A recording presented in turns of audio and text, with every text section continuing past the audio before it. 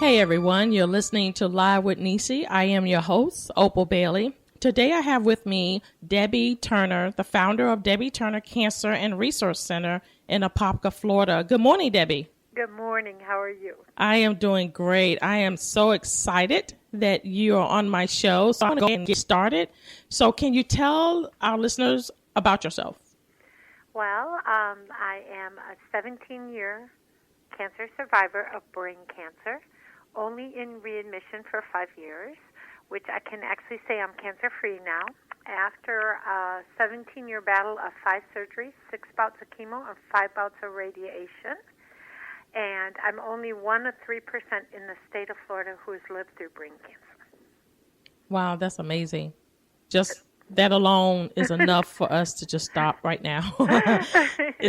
Can you tell me how did you deal with finding out when the doctors told you what was going on?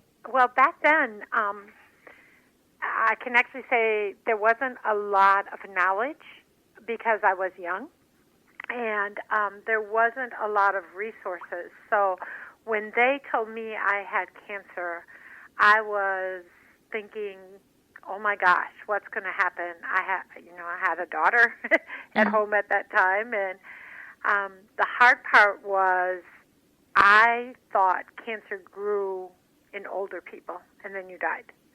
I had no knowledge of what the disease was or anything like that. So it was pretty devastating. When the doctor told me, it was already in 4th stage, so there was a chance that I had to be in surgery within 48 hours or I would have passed away.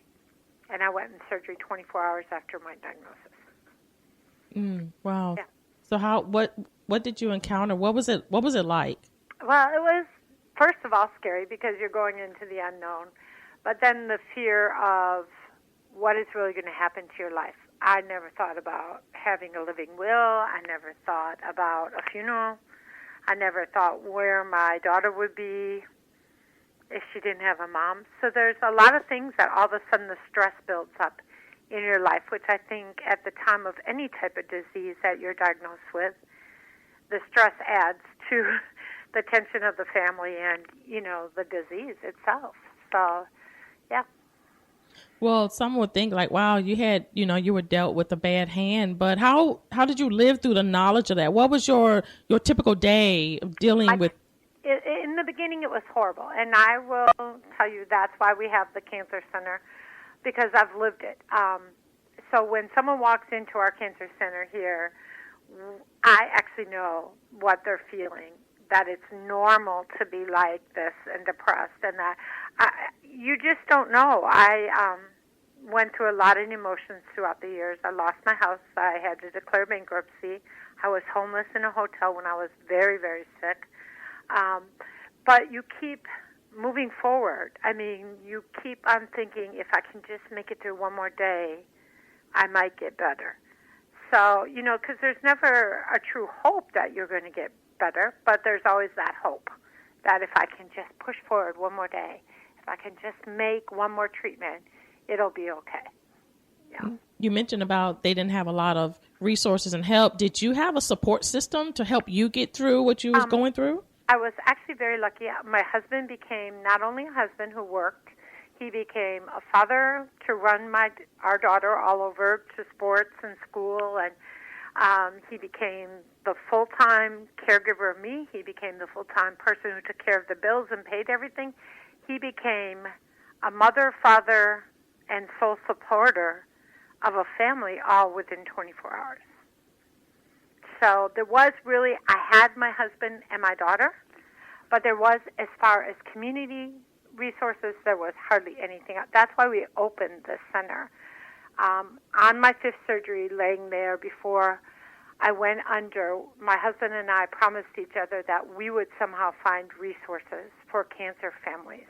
And that's how the center became what it did to this day.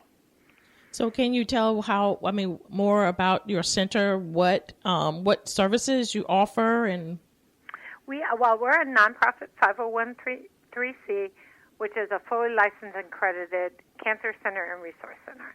We take care of not only the cancer survivor, we take care of the whole family, and we take care of any type of cancer. So we're not limited to child cancer or breast cancer. We take care of whatever walks through our front door. We have a full salon with wigs, makeup, hygiene, hats, scarves.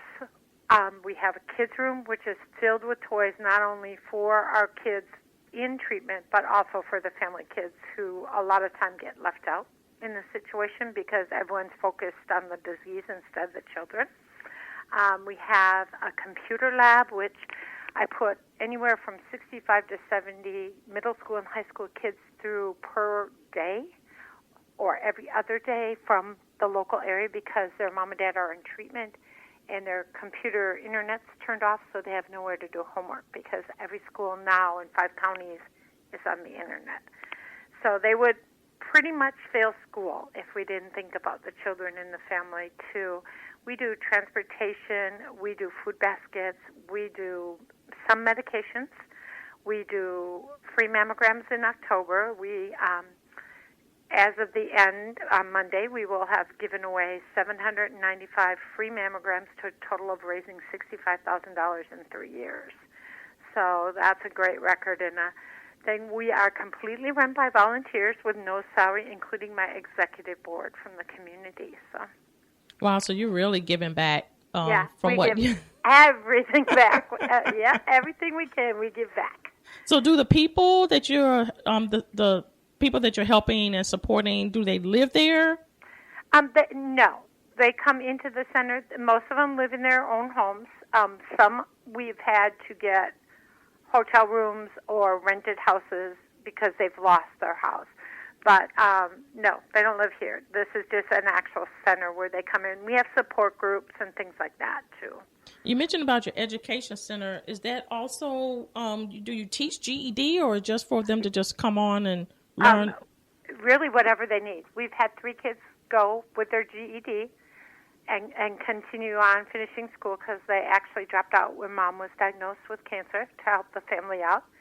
So we wanted to make sure that that would never stop them from finishing their careers. So we pretty much do what it takes to, this center started in the back seat of my car 8 years ago when we were serving hot meals to cancer families because he would run me to treatment, he would run me to doctors, he would run my daughter to school, to sports, and it was drive-through constantly because there just wasn't time. And so that's when we decided we were going to serve hot meals. And that's how this center started. And 8 years later, we're in the building, and we're in the process of buying this building. So, yeah. How has starting the center helped you? Well, actually, it has given me a great grace to give back, to also make the families feel that they're not uncomfortable with what they feel and what they do. And I say this highly because we do divorce counseling, we do grief counseling, things like that. But, you know, to be very honest, when someone comes in and says, I've had it, I can't do this no more, I just want to end this and get rid of this disease, I know that feeling. And it's not uncommon, and it's not wrong in life. We just have to find a little bit of light right now in that tunnel to keep you going for one day. You know, and that gives me the honor and grace to do this because I've saved someone's life. Out of our mammograms, this past October, we did 200 mammograms. 19 women were diagnosed with 4-stage breast cancer. The cancer facility we work with, pro bono, is doing treatment for them. Those women would have died. They would have never had a mammogram. They would have never taken care of themselves, and it would have been too late. So, wow. It's unbelievable. Yeah. So do you believe that what you went through was for your purpose now, to save others? Yeah, I believe that it was God's grace. At the time, I didn't. No, I had no idea. And I felt the same feelings everyone else did. Why me? Why did you choose me? I'm not ready for this, you know. But now I do know that the disease became a blessing. So I want to backtrack a little bit. We tend to have a hard time when we're dealing with something to have people take care of us. How did you handle being taken care of by your family? That's really a good question. Well, I'll tell you, it's very hard to ask for help. The first 2 years, I never told my church I had cancer. I would go to church, be sick, go home. People ask me why I was losing weight. How come my hair looks funny? Didn't I style it that day? Or, why is it so thin? I couldn't. But once I asked for help, then it became easier because the pressure became relieved off me. Mm-hmm. And people want to help, they just don't know how to help. And that's why the center is so prominent in a lot of ways, because you don't have to have money to give to this center. You might have garbage bags that you bought too many of, and that will help a family, or hygiene products, or buy one, get one free at the grocery store, and you could provide food for a cancer family that day. So it's just a little thing. So you can come in here and call a family to find out how they're doing, or if we can help them in any way. We do an average right now per week of about 46 families for transportation in order so the spouse can work and not lose their job and still pay their bills. Wow. So is the cancer center only located in Apopka, or are you thinking of branching out? Or? Well, it's located, our building is in Apopka. We go to 5 counties right now. We go wherever the cancer need is. So we started doing just local cancer families in Apopka, but the need is so much throughout, like the Central Florida, the whole state. I go to Marion County to help 3 families up there. So, yeah, we go where it's needed. Wow, so do you also go and get people that's not able and bring them here to your campus, or do you go with some people and help them where they are, like in their homes, or do you help them come to where you are? Both. Okay. If they're unable to come to the center, a group of volunteers goes to their house. We fill out the paperwork, see what they need, and then we take them stuff. If they're able to come here, it's easier for us to have them come here because then they have a different atmosphere and a place to go that they know that they can talk with other people, or come in and not feel embarrassed if they need hygiene laundry soap because they haven't washed all week.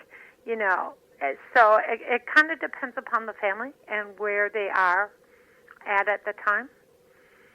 What do you think some of the greatest challenges people with cancer face? Financial. I just, the other day I had a lady come in here. She's diagnosed with a liquid chemo, brand new medicine. She has to take it for 6 months, 5 days a week. Each pill is $5,000. That's more than her mortgage would ever add up. And so now she's put in this position to keep her house or keep her life. Financial is a big thing. People have to make choices then. Do I buy groceries or do I take treatment? Do I sell my car and TV? Do I stay alive? It becomes a battle. Yeah, and especially if you're in and out of the hospital, all the time, or you max out your insurance, or, it's just the financial end of it. And it doesn't just affect that person, it affects the whole family. Like this past 2 weeks, we put 6 kids from each high school, we have 2 high schools here in Apopka, to homecoming because their parents are in treatment. They can't afford homecoming tickets. They can't afford the dinner and the nice dress up. So we brought them in here, got them dressed up, rented a limo, and off they went to homecoming so that they would not be left out of their senior years. Wow, that's amazing. You're doing such an awesome thing. I'm just so blown away of what God is doing in your life. I don't think it's all me. I 100% believe it's the Lord, but I also believe the Lord has sent me a great group of volunteers that their heart is in it just as much as mine. Mm-hmm. I get it. It's a team effort. It is a team effort. Yeah, we all, and you're just showing me, and I'm sure the listeners too, that it takes a village. It's not